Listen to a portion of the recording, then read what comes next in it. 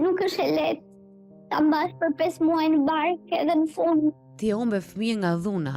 Ai ma të më shtynte, ti mos e protegjosh, kur ti ma, ti bishlinët në fëmijë në shtëpinë tonë. Ai nuk është gjaku jonë, është gjaku atij. Të mero. Gjyshi arriti në përfundimin që të thoshte, nëse ajo do të shkojë në shkollë të lartë, nuk do jetë më pesa ime dhe ti nuk do jesh djali im. Po, se ndryshe je për dal, apo jo?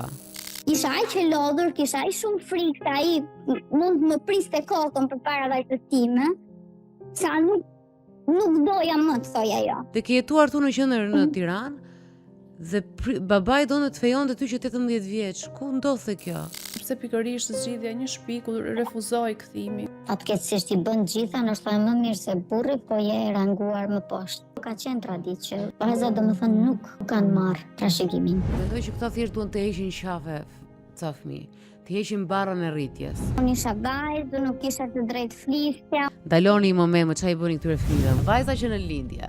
Vajza që në lindje nuk trashëgon pasuri. Vajza që në lindje që nuk pranojnë të jetë vajzë.